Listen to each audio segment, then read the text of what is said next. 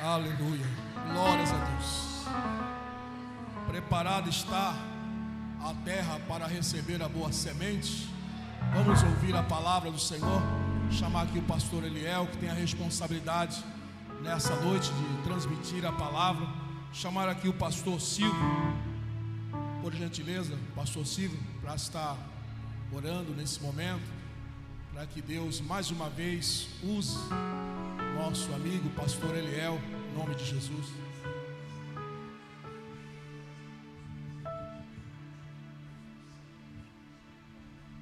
Aleluia, paz do Senhor para os irmãos. Amém? Graças a Deus, né? Pastor é meu amigo. Estivemos juntos, né?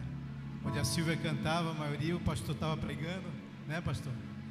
É meu amigo. É bom ter amigo, né?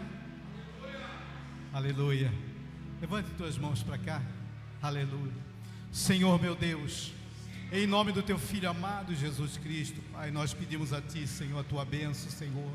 Usa o Teu servo como Tu tem usado, Senhor, para trazer a Tua palavra, Senhor. Não aquilo que nós queremos ouvir, Senhor, mas aquilo que Tu tem para entregar para a Tua igreja, Pai. Usa Ele como Tu tem usado, Senhor. Em nome do Teu Filho amado Jesus Cristo, Pai. Em nome de Jesus Cristo. Amém. Meus amados e queridos irmãos, com alegria em minha alma, satisfação em meu coração, eu vos saúdo a todos com a paz do Senhor. Aproveitando que estamos em pé, abra comigo a sua Bíblia no livro do profeta Ezequiel, capítulo de número 1. Livro do profeta Ezequiel, capítulo de número 1. Para remir o tempo, leiamos do verso de número 4 até o verso de número 12. Eu gostaria de contextualizar esse texto com o texto escolhido como tema desta campanha, o caráter de Cristo em nós, que está em Gálatas capítulo 5, do 16 ao 26, naquela ocasião em que Paulo fala à igreja que ali estava sobre a guerra que há dentro de nós entre a carne e o espírito. Ocasião também em que Paulo falou sobre as obras da carne e o fruto do espírito. E calcando-me nesta temática, eu quero contextualizar esse tema, esse texto, com a visão de Ezequiel no capítulo 1, a partir do versículo 4 até o versículo 12. É o texto que nós iremos usar para ministrar sobre o caráter de Cristo na igreja, ou o caráter de Cristo em nós. E eu quero dar um tema a esta palavra, e o tema é as 4 faces do ministério de Cristo na igreja. As 4 faces do ministério de Cristo na igreja. Ezequiel capítulo 1, versículo 4. Antes de ler o texto, eu só quero tecer as minhas palavras de gratidão a Deus pelo privilégio de poder falar a sua palavra nesta noite ímpar, nesta noite especial. Louvar a Deus pela vida do pastor Elias Carlos, pelo carinho com que recebe a mim e a minha família nesta casa de oração. Louvar a Deus pela vida do presbítero irmão Roberto. O presbítero irmão Roberto é uma bênção de Deus, como ele disse aqui, já faz muitos anos que nós temos o privilégio de servir nas igrejas em que ele está à frente ou cooperando como pastor auxiliar. E minha esposa estava recordando aqui daquele tempo. Realmente era um tempo em que era difícil, porém gratificante fazer a obra de Deus. Nós não tínhamos carro, o pastor pegava a gente, levava para o culto, trazia de volta, e era uma bênção. E eu quero louvar a Deus pela sua vida e pela vida da sua família. Irmão Renan, cadê o irmão Renan? Está aqui, Deus abençoe. Ele que entrou em contato conosco, obrigado pela maneira carinhosa com que você manteve contato conosco. Minha irmã Cris, sua família que aí está, ela respira unção, está vivendo um tempo especial na sua vida, no seu ministério. Que Deus te abençoe, bom estar contigo. Minha esposa, uma companheira de primeira, Deus abençoe. Meus filhos, também feliz em vir aqui, pastor Silvio, nosso amigo, e a sua esposa, a missionária Dalva, Deus abençoe, que meu filho ama de paixão. Ela foi educadora do meu filho ano passado, e ele chegou até a chorar quando soube que não seria a mesma professora deste ano. Deus abençoe. Eu fiquei muito feliz, e eu chorei, glorifiquei a Deus ano passado quando eu soube que a educação dos meus filhos, do meu filho, estaria em boas mãos. Deus abençoe, uma alegria, uma honra para nós. Eles que são pais de uma grande amiga, a cantora Silvia Lippe, que está morando bem pertinho agora, né? Lá em Portugal. Estivemos lá ano passado, não deu para nos vermos, mas eu creio que vocês vão ou já foram, né? Transmito o nosso abraço para ela. Sem mais delongas, Ezequiel capítulo 1, verso 4. Se eu posso ler, diga amém. Olhei, e eis que um vento tempestuoso vinha do norte, e uma grande nuvem com fogo a revolver-se, e um resplendor ao redor dela. E no meio disto, uma coisa como metal brilhante, que saía do meio do fogo. Do meio dessa nuvem saía a semelhança de 4 seres viventes, cuja aparência era esta: tinha a semelhança de homem. Cada um tinha 4 rostos. Quantos rostos? Como também 4 asas. Quantas asas?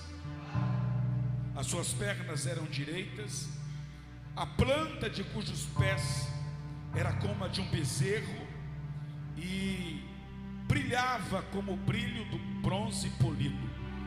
Debaixo das asas tinham mãos de homens aos 4 lados. Todos tinham 4 rostos e 4 asas. Essas asas se uniam uma asa do outro, e não se viravam quando iam, e cada qual andava para a sua frente. A forma de seus rostos era como de homem, diga homem. À direita, os 4 tinham o rosto de leão, diga leão. À esquerda, rosto de boi, diga de boi. E também rosto de águia, todos os 4, diga forte, rosto de águia. Assim eram os seus rostos. Suas asas se abriam em cima, e cada ser tinha 2 asas unidas, cada uma a do outro. Outras 2 cobriam o corpo deles, e cada qual andava para a sua frente. Para onde o Espírito queria ir, iam. Para onde o Espírito queria ir, iam. E não se viravam quando iam. E você diz amém. Por favor, tome o seu assento. Muito obrigado. Eu só queria pedir, antes de começar, ao irmão do som, se puder aumentar um pouquinho os retornos aqui. Eu estou um pouco sem referência de voz aqui no altar. Se puder nos abençoar aqui com um pouquinho mais de retorno. Isso, só um pouquinho mais, vai ficar muito bom. Se puder deixar assim até o final, vai nos ajudar muito. Quantos querem ouvir a palavra, diga amém. O contexto do texto que nós lemos é a chamada de Ezequiel, a vocação de Ezequiel. Se você observar no capítulo 2 do livro profético de Ezequiel, o texto diz que Deus levantou Ezequiel quando disse: filho do homem, põe-te em pé e eu falarei contigo. eis que veio o Espírito, entrou em Ezequiel e o levantou e o colocou de pé.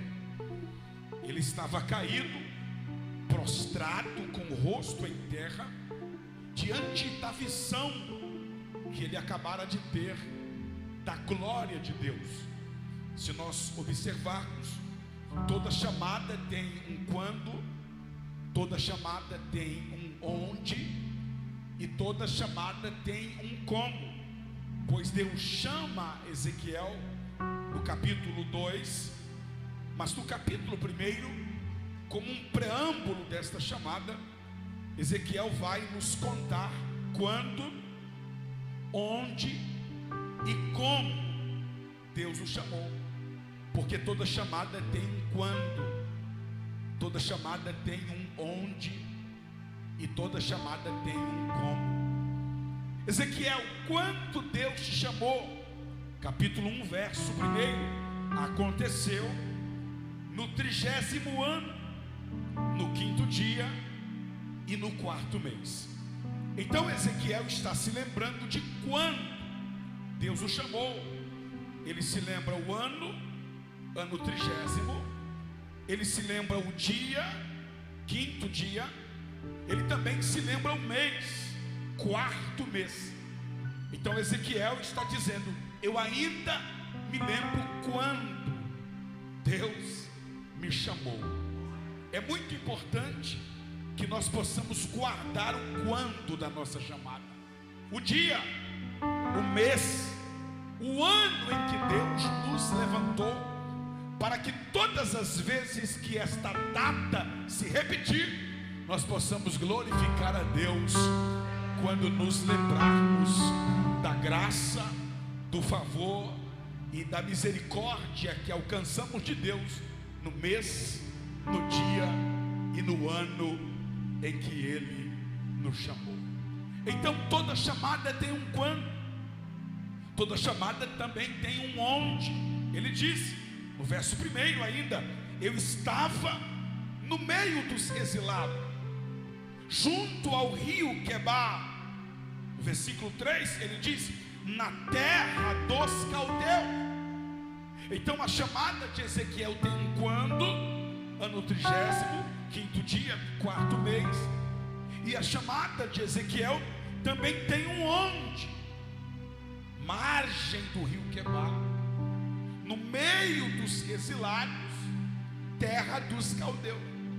Quando Deus chamou, levantou, vocacionou Ezequiel, Ezequiel não estava em Jerusalém, não estava em Israel, não estava na Terra Santa, ele estava na Babilônia, ele estava na terra dos caldeus, porque a chamada de Deus não conhece fronteiras.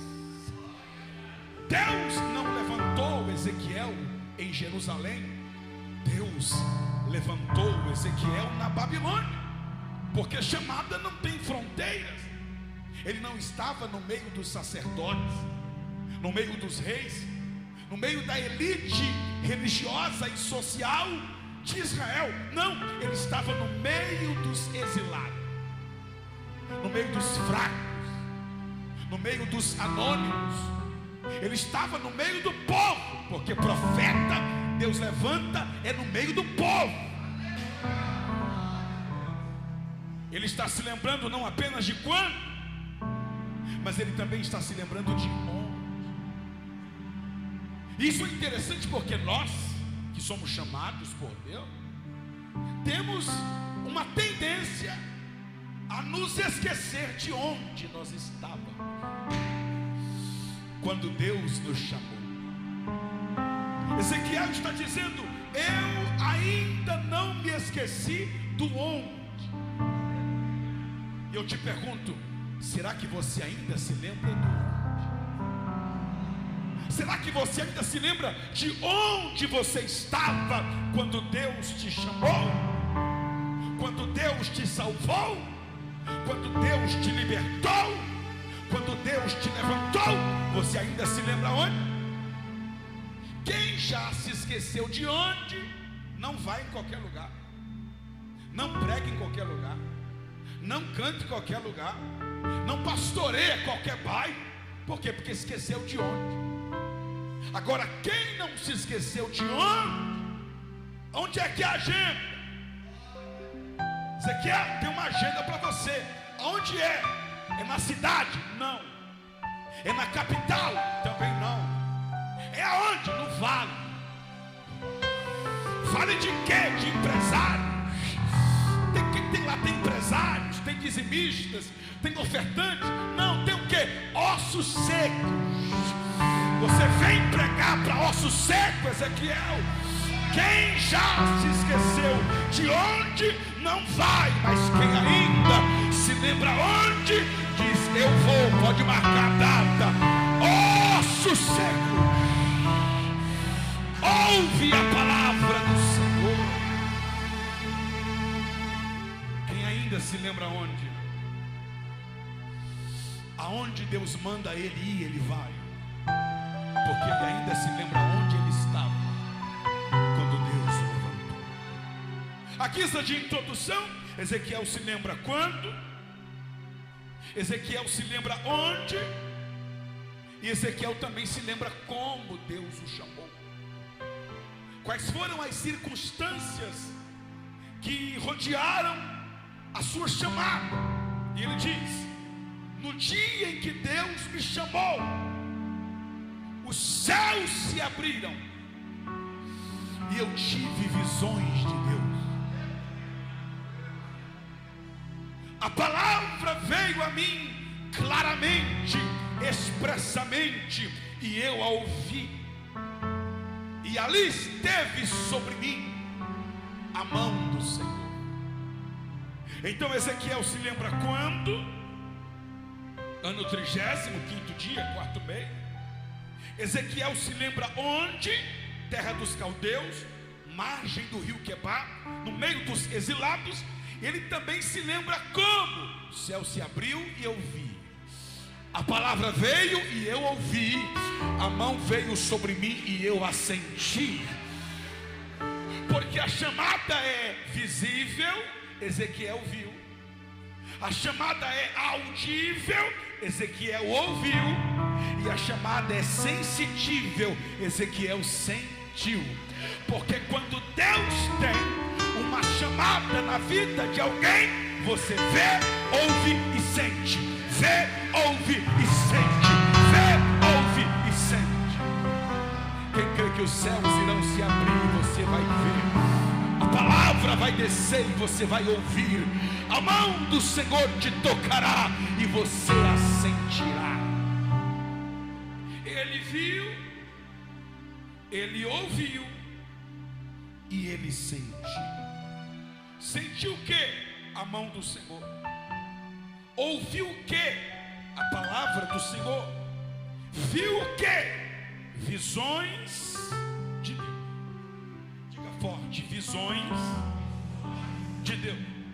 Não, Ezequiel não viu Deus, porque ninguém jamais viu Deus. Ezequiel viu visões de Deus, exemplos de Deus, coisas relacionadas a Deus, indicadores de Deus. Ele não viu Deus, ele viu os querubins de Deus, ele viu o trono de Deus, e ele viu a glória de Deus. E qual foi a reação de Ezequiel diante destas visões de Deus? Ele caiu. Caiu como? De joelho, com a boca no pó, com a cara no chão, porque a visão da glória de Deus nos leva à humildade. Eu não creio em alguém que diz que teve uma experiência com Deus e é soberbo e é orgulhoso. Quem viu a glória de Deus é humilde, porque a glória de Deus não te levanta, a glória de Deus te derruba. diabo levanta para derrubar, Deus derruba para levantar. Quando o diabo levanta, ele mesmo derruba. Mas quando Deus levanta, não tem capeta que derrube aquele a quem Deus levantou. A glória de Deus derrubou Ezequiel, derrubou Daniel, derrubou Pedro, derrubou Paulo. A glória de Deus ainda vai te derrubar. Só que a glória não derruba para trás. A glória, quando derruba, derruba para frente.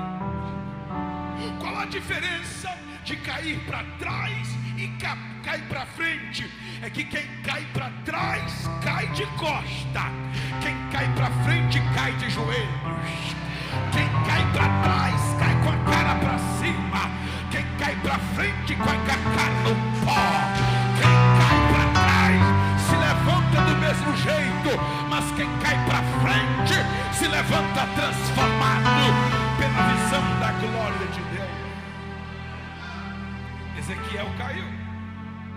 O que Ezequiel viu que o levou a cair, a se prostrar, a se humilhar e a adorar? E o que essas visões nos ensinam, nos instruem e nos admoestam sobre o caráter de Deus, sobre o caráter de Cristo. Que exemplos nós podemos extrair das visões que Ezequiel teve no dia em que Deus o chamou? Número 1, Ezequiel viu 4 querubins. E esses 4 querubins, cada um deles tinha 4 rostos. Não confunda 4 rostos com 2 caras. Deus não te chamou para ter 2 caras. Deus te chamou para ter 4 rostos. Rosto número 1, leão. Rosto número 2, boi. Rosto número 3, águia. Rosto número 4, homem. Esses 4 rostos representam as 4 faces do ministério de Cristo.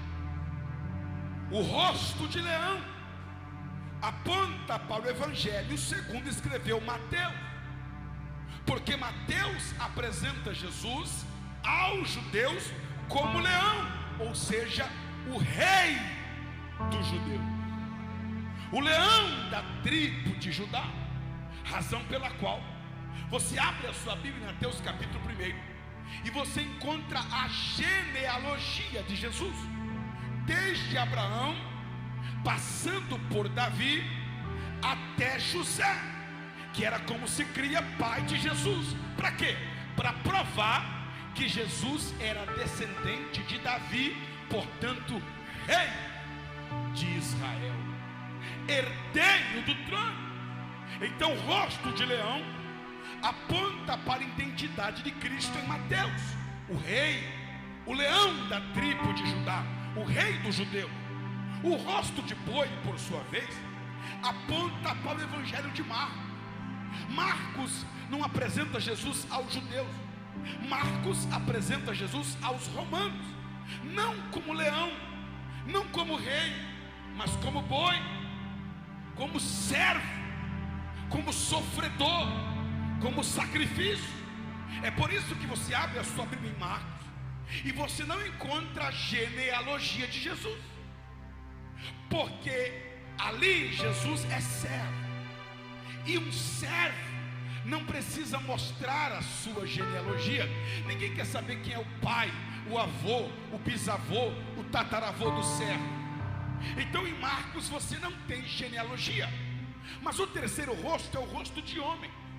O rosto de homem aponta para a identidade de Cristo em Lucas. Lucas não apresenta Jesus aos judeus e nem aos romanos. Lucas apresenta Jesus aos gregos, não como rei, não como servo, mas como homem perfeito, como homem santo, como homem justo. Aí você abre a sua Bíblia em Lucas capítulo 3, e você vai ver Lucas puxando a genealogia de Jesus, desde Adão, que é o primeiro homem, até Eli, que era o pai de Maria, sogro de José, que ali é chamado de pai de José, porque sogro também era pai. Então você vai ver em Lucas Jesus sendo apresentado como homem. É por isso que ele puxa a genealogia desde Adão. Para quê? Para provar que Jesus é homem. Mas o quarto rosto não é o rosto de leão, que é um animal de baixo, de um boi, que é um animal de baixo, ou de um homem, que também é natural de baixo. Agora o quarto rosto é o rosto da águia. A águia não é natural de baixo, é natural de cima. E isso aponta para a identidade de Cristo em João, porque em João Jesus não é leão, nem boi, nem homem. Em João Jesus é águia. Ou seja, João não apresenta Jesus aos judeus, João não apresenta Jesus aos romanos, João não apresenta Jesus aos gregos, João apresenta Jesus à igreja. João não apresenta Jesus como rei dos judeus, João apresenta Jesus como rei dos reis. João não apresenta Jesus como servo, João apresenta Jesus como Senhor dos senhores. João não apresenta Jesus como homem, João apresenta Jesus como Deus. E como Deus não tem pai, como Deus não tem avô, como Deus não tem genealogia, no lugar da genealogia ele colocou: no princípio era o verbo estava com Deus, o verbo era Deus, e todas as coisas foram feitas por meio dele, e sem ele nada do que foi feito se fez. E o verbo se fez carne e habitou entre nós, e vimos a sua glória, como a glória do unigênito do Pai.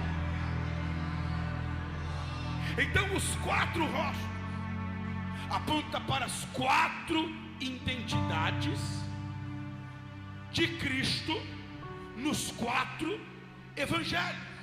Ou seja, o caráter de Cristo em Mateus, leão; o caráter de Cristo em Marcos, boi; o caráter de Cristo em Lucas, homem; e o caráter de Cristo em João, águia. Aí você está sentado no banco, glorificando a Deus, glorificando a Jesus, e se perguntando: e o que eu tenho a ver com isso?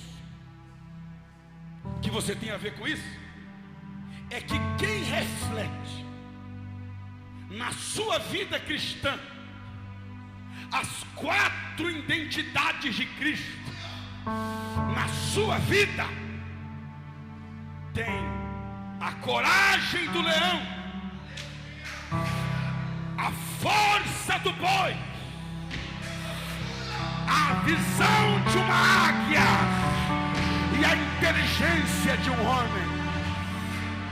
Eu estou pregando para homens e mulheres aqui que Deus está te dando quatro coisas para você romper, quatro coisas para você triunfar, quatro caridades para você superar os desafios da vida. Pastor, quais?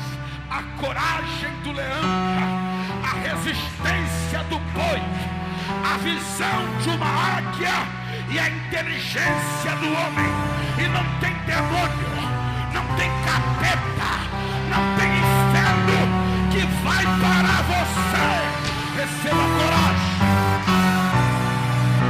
receba força, receba inteligência e receba visão. Quem está recebendo coragem aqui hoje? Talvez algumas coisas só não aconteceram na sua vida porque estava faltando coragem. Mas receba coragem aí agora. Talvez algumas coisas não saíram do papel ainda na sua vida porque estava faltando resistência, força. Mas hoje Deus está te dando a força do boi, a resistência do boi. Talvez algumas coisas só não aconteceram, alguns projetos só não saíram do papel porque estava faltando visão. Coragem tu tem, resistência tu também tem, mas hoje Deus está te dando visão, ideia.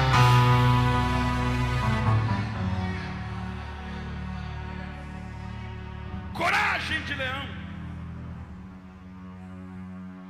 força de boi, visão, rapidez de águia, inteligência de homem. Quem recebe essas 4 qualidades na sua vida e no seu ministério? Então não são 2 caras, são 4 rostos. Deus não te chamou para ter 2 caras, Deus te chamou para ter 4 rostos, para refletir as 4 facetas da glória de Cristo na sua vida e no seu ministério e no seu dia a dia. Segunda lição: os querubins, eles também tinham 4 asas. Quantas asas? 4 asas.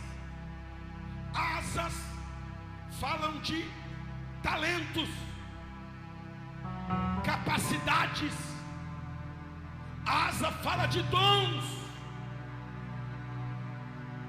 E essas 4 asas, elas têm 3 características. Primeiro, elas estão abertas, não estão encolhidas, não estão dobradas, não estão cruzadas, elas estão abertas, disposição para servir. Eis aqui o meu dom, eis aqui o meu talento, eis aqui a minha capacidade, pode me usar, Senhor. Porque tem muita gente na igreja que tem asas, mas as asas não estão abertas. Tem dom, tem talento, tem capacidade, só não tem disposição para usar. Mas os querubins estão com as 2 asas abertas e esticadas, como quem diz: quais são as ordens? Número 2, as asas estão unidas uma do outro. Normalmente as aves usam as asas para lutarem, só que os querubins não usam asas para lutar, eles usam as asas para se unirem. Deus não te deu talentos para você pegar o seu dom e usar para bater nos outros. Os dons e talentos não servem para promover discórdias, brigas e facções na igreja. Os dons e talentos servem para promover a união da igreja, a unidade da igreja. Porque tem coisas que você vai conseguir com o seu dom, com o seu talento, mas tem coisas que você vai conseguir com o dom do outro, com o talento do outro. Lembra de Pedro e de João? Na ceia. Eu disse o quê? Na ceia. Pedro queria saber quem era o traidor. Aí Pedro perguntou, Jesus não respondeu.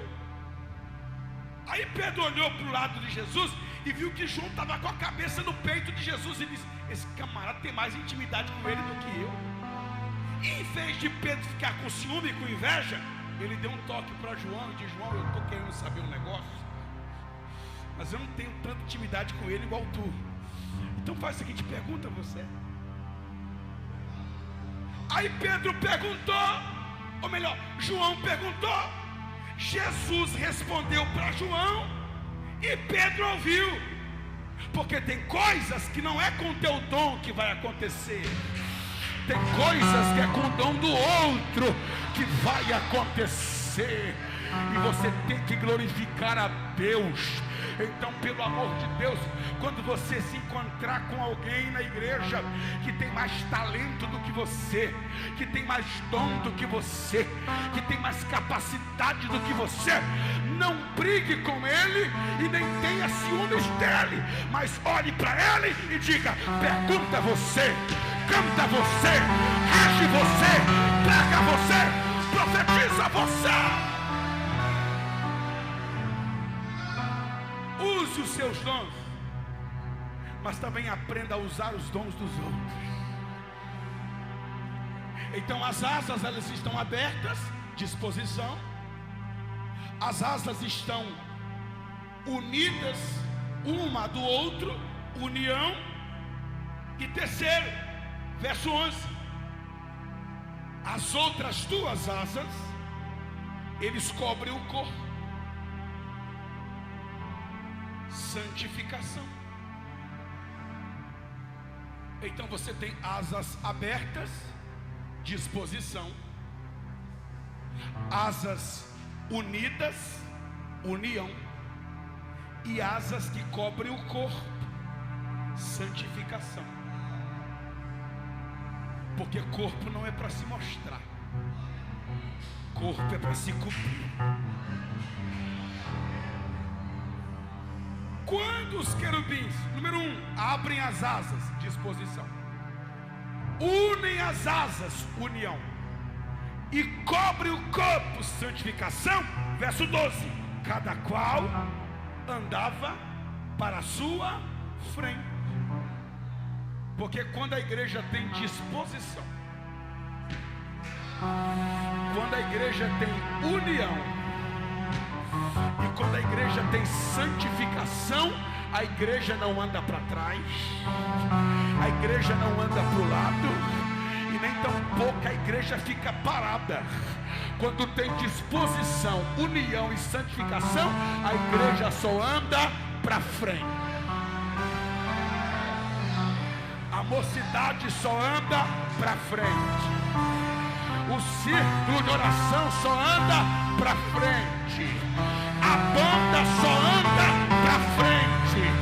Os obreiros só andam para frente. Eu vim dizer hoje à noite: Satanás que saia da frente, o inferno que saia da frente, porque esta igreja em 2023 não vai para trás, esta igreja vai para frente, para frente, para frente, para frente, para frente, para frente, para frente. Deixa eu ver quem vai para frente aqui. Retorno, retorno. Deixa eu ver quem vai para frente. Seus projetos vão para frente, seu ministério vai para frente, sua chamada vai para frente, seu casamento vai para frente, seus filhos vão para frente. Terceira lição: para onde, eu gosto disso, o Espírito queria ir, verso 12. Verso 12 mandava para onde o Espírito queria ir. Glória a Deus, glória a Deus. Para onde, obrigado, o Espírito queria ir, ia. Eu vou repetir isso aqui para ver se você aumenta, glória. Para onde o Espírito queria ir, ia.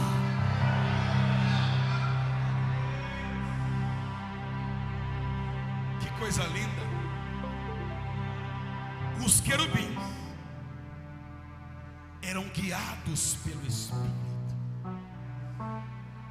Quem reflete o caráter de Cristo, a identidade de Cristo, as facetas de Cristo na vida cristã, vai para onde o Espírito quer ir.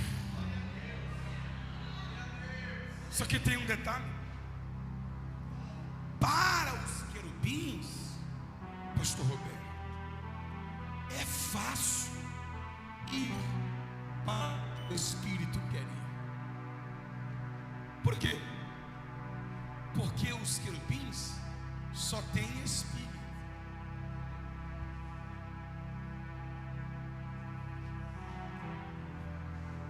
Agora nós temos um negocinho chamado carne, que luta contra o Espírito, que milita contra o Espírito, que guerreia 24 horas por dia, 7 dias por semana, 31 dias no mês, 365 dias no ano, contra o Espírito.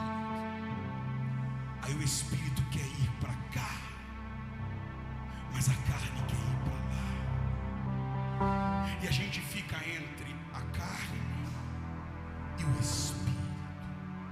O Espírito e a carne. Os querubins vão para onde o Espírito quer ir. Por quê? Porque eles não têm carne, eles são Espírito. Então não tem guerra, não tem batalha, não tem milícia, não tem tentação, não tem dois poderes, duas forças, mas nós temos a carne e o Espírito. Como lidar com essa briga entre a carne e o Espírito? É simples. É simples, pastor. Sim, as coisas de Deus são simples. A Bíblia diz que o que é nascido da carne é carne, mas o que é nascido do Espírito é Espírito. Não entendi, pastor. Lá vai. Quando você nasceu da barriga da sua mãe, você nasceu na carne. Você nasceu da carne. E quem nasce da carne é o quê? Carne. Mas você tinha um Espírito. Mas você era carne. Você era uma carne que tinha Espírito. Mas no dia que você se converteu, você nasceu de novo. E quando você nasceu de novo, agora você não é mais carne, agora você é Espírito. Então antes a tua essência era a carne. É por isso que a carne que mandava, porque você era carne e tinha o Espírito.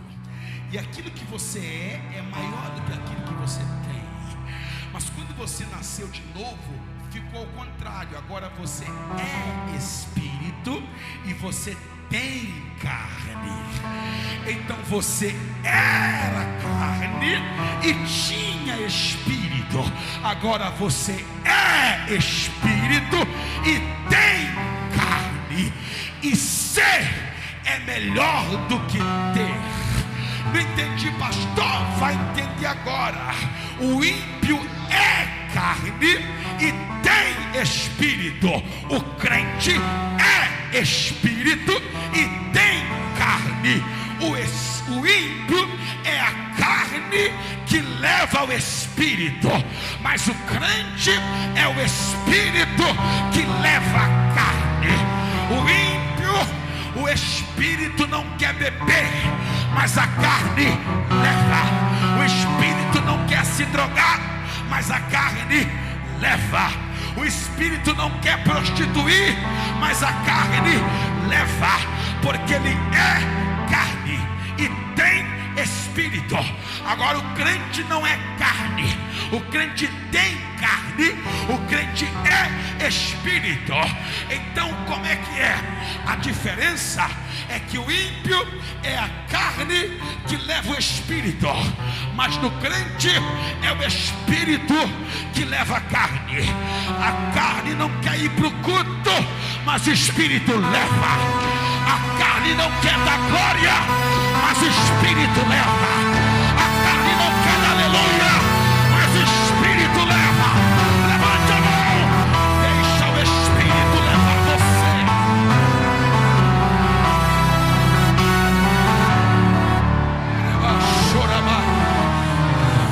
Só quem é espírito, só quem é espírito. A carne não te controla mais, a carne não te domina mais, a carne não te leva mais, porque você é espírito.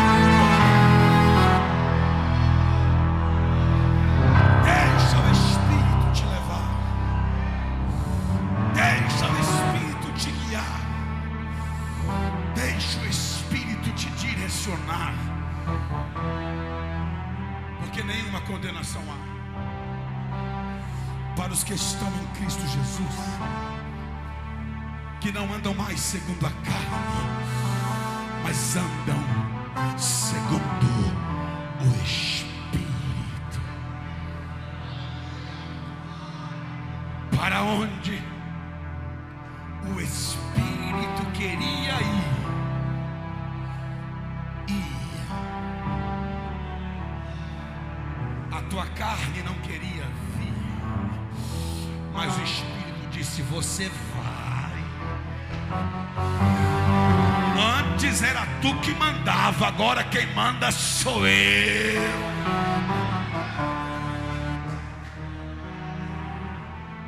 Quem tem o caráter de Cristo, a identidade de Cristo, as facetas da glória do ministério de Cristo, não é guiado pela carne, mas é guiado pelo Espírito. Se coloque em pé.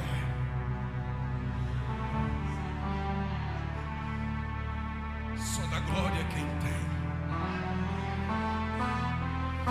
só tem quem recebeu, só recebe quem crê, só crê quem ouve a palavra. Chorabai. Deixa o Espírito te guiar, deixa o Espírito te levar. Se lance nas águas do rio do Espírito, se lance nos braços do rio do Espírito de Deus e deixa o Espírito te levar, deixa o Espírito te guiar a uma vida de sobrenatural. Enche Espírito, vem Espírito, toma conta Espírito, preenche Espírito, transborda Espírito, direciona Espírito, batiza Espírito, renova Espírito.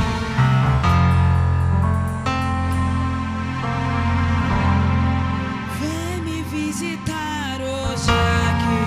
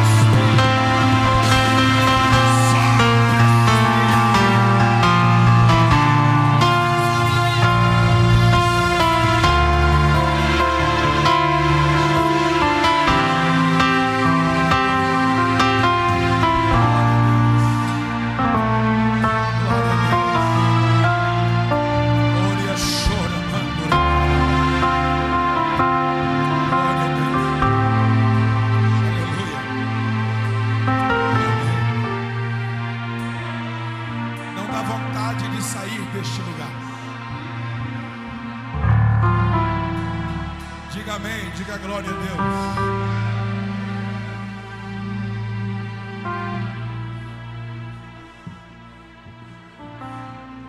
Existe alguém em nosso meio que quer entregar a sua vida a Cristo, que quer se reconciliar com Jesus,